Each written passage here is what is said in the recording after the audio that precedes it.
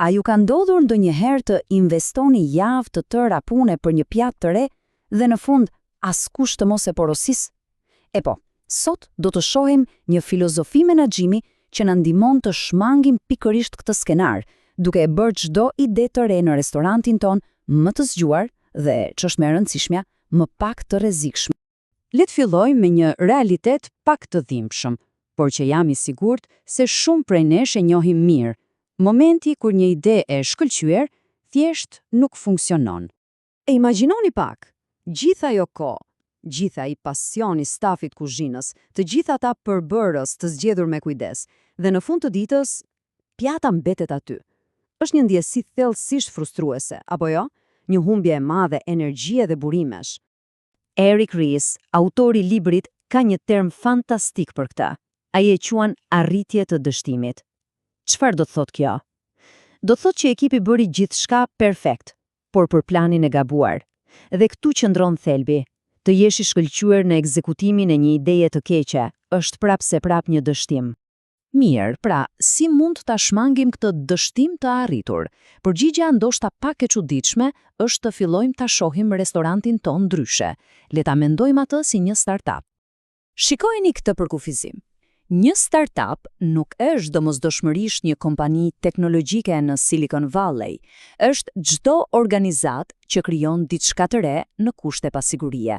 Kështu që sa herë që restoranti juaj provon një menu të re, ofron një shërbim cateringu, apo edhe teston një fushat të re marketingu, teknikisht ai po vepron si një startup.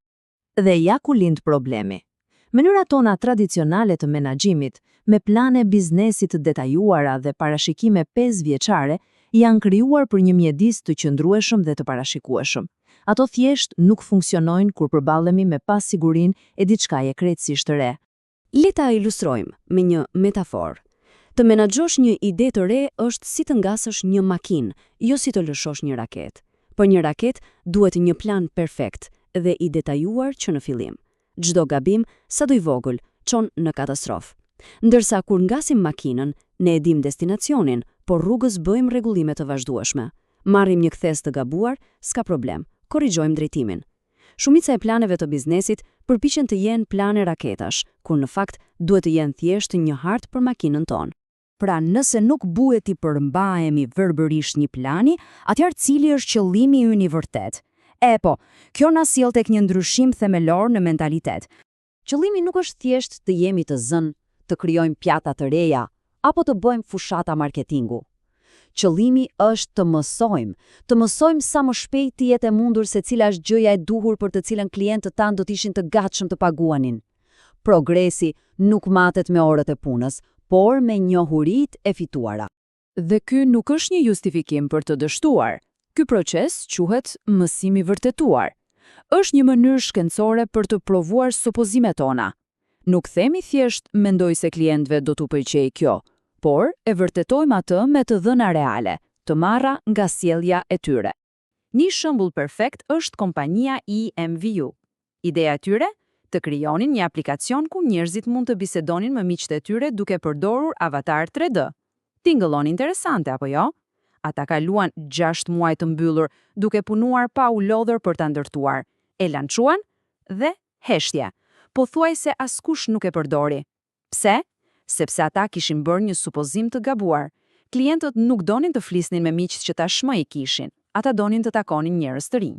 Dhe kjo histori na mëson diçka thelbësore. Humbja më e madhe e kohës dhe parave nuk vjen nga ndërtimi i diçkaje me defekta. Humbja më e madhe vjen nga ndërtimi i përsosur i diçkaje që askush nuk e do. Mirë, mjaft me teori. Tani, pyetja e madhe është si e marrim gjithë këtë filozofi dhe e zbatojmë konkretisht në dinamikën e përditshme të një restoranti. Si mund të bëjmë eksperimente në kuzhinën tonë? Motori i kësaj metodologjie është një cikël i thjesht me 3 hapa. Ndërto, maso, mëso. Së pari, ndërtoj një version sa më të thjesht i ides tënde. Quhet produkt minimalisht i vlepshëm ose MVP.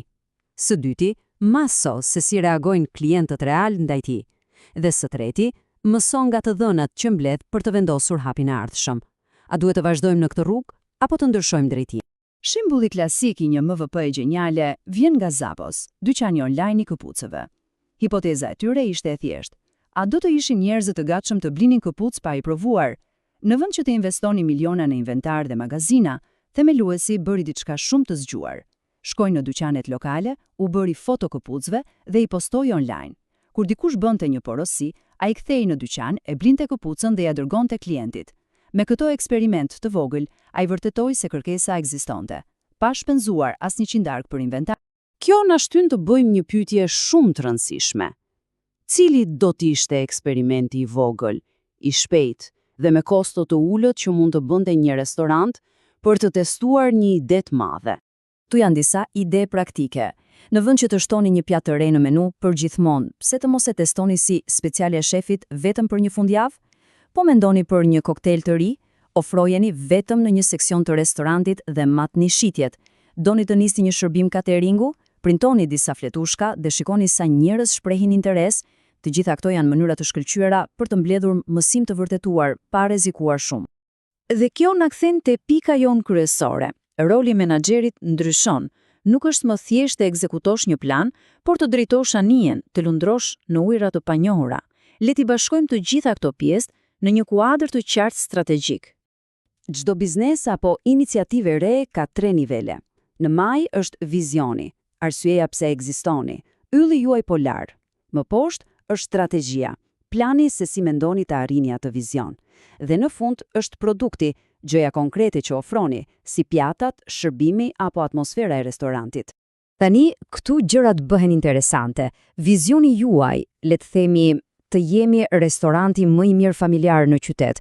Rrallë ndryshon, por strategjia dhe produkti duhet të jenë fleksibël. Ne vazhdimisht e optimizojmë produktin, duke bërë ndryshime të vogla të recetat bazuar të reagimet, por ndonjëherë kur kuptojmë se strategjia jon nuk po funksionon, duhet bëjmë atë që quhet pivot, një ndryshim rrënjësor drejtimi bazuar në atë që kemi mësuar. Dhe është absolutisht thelbësore ta kuptojmë këtë. Një pivot nuk është shenjë dështimi. Nuk do të thotë të pranosh se ke gabuar.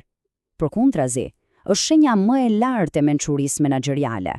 Është një korrigjim strategjik i kursit, i bazuar në të dhëna reale nga tregu. Është drejtimi i zgjuar i timonit. Pra, le ta mbyllim me këtë pyetje për reflektim. Duke menduar për restorantin, menun, shërbimin dhe klientët, cili është ai supozim kryesor që e merrni si të mirëqen, por që nuk e keni testuar kurrë realisht? Ndoshta mendoni se klientët duan më shumë opsione vegane, ose se një program besnikërie do të funksiononte. Identifikimi dhe testimi i atij supozimi mund të jetë hapi i parë drejt suksesit tuaj të ardhshëm.